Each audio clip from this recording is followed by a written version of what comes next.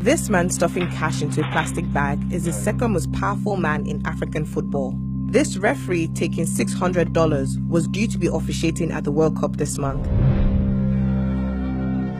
These are just a few clips of hours of secret filming gathered over the past 2 years by controversial Ghanaian journalist Anas Aremeyo Anas. When this story comes, there's going to be a lot of trouble. His footage, exclusive to BBC Africa Eye, appears to show dozens of referees taking cash before games in both domestic and international tournaments, and top officials also taking gifts. Ghanaians have been waiting for this investigation to blow for weeks. Why the tension is so high? It's football and it's Ghana, and the people have cried for far too long. With the World Cup just around the corner, a storm is about to be unleashed.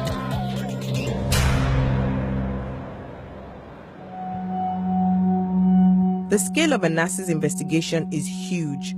Over 100 football officials and their bosses took cash from undercover reporters, and over 150 separate payments in total.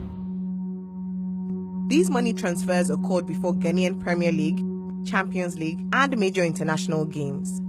Anas has never revealed his true identity. Some are very critical of his journalistic methods, in particular, the way he conducts his secret filming. What actually happens is that you are being entrapped into something that you have least idea about. And I think that it's really hurts people. Anas rejects the idea that his methods amount to enticement, saying those that took the money were not forced to do so. With football loved deeply across Ghana, many people have been rallying in support of his latest investigation, both on social media and over the radio waves. Football is a very beautiful game, and we're all looking forward to this video from Anas, and we just hope that it will clean our system. We think that things must change. Anas's secret filming includes explosive material surrounding the WAFU tournament in 2017, the largest international competition in the region. Referees took cash from Anas's men, who posed as Ghanaian fans before numerous games, including on one occasion just hours before a match between Ghana and Mali. Match official Ibrahima Jallo of Gambia was among those filmed. He took $500 and seemed to imply this kind of activity is common in the international game. The way you do it is happening everywhere.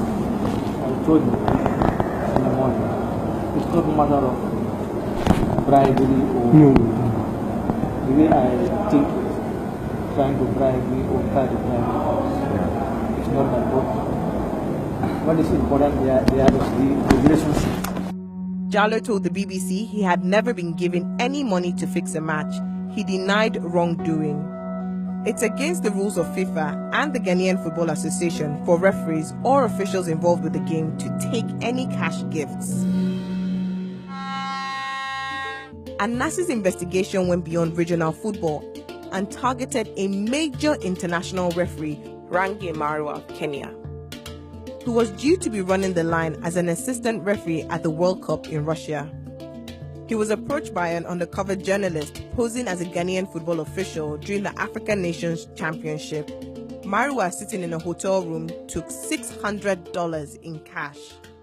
I know that no, this is, thank you for the gift, but you know, this is not anything. What is important is that friendship, getting to know each other. FIFA says Marua has resigned from the World Cup refereeing team. He told the BBC he denied any wrongdoing. Ultimately, the hundreds of dollars given to referees was relatively small compared with what Anas's undercover team handed to the most important official they targeted, Kwesi Nyantakyi, the president of Ghanaian football and a major figure in football in Africa, took a gift of $65,000 from Anas's reporters, believing they were meeting to discuss the prospects of a sponsorship deal. Is that you even have something here for shopping for now? Oh, okay. Shopping for now. All right. Thank you very much. Thank you very much. Thank you very much. Nyantakyi sits on FIFA's council and was appointed by the executive committee, one of the highest bodies in football. It is against the rules of FIFA to to take any gifts of cash. Nyantakyi remains in his position as head of GFA and did not respond to a BBC request for comment. FIFA told the BBC they were investigating the allegations. They said it was a priority for FIFA to protect the integrity of its competitions. What will this investigation mean for the officials Anas filmed and the tournaments he focused on? The future of West African football is now hanging in the balance.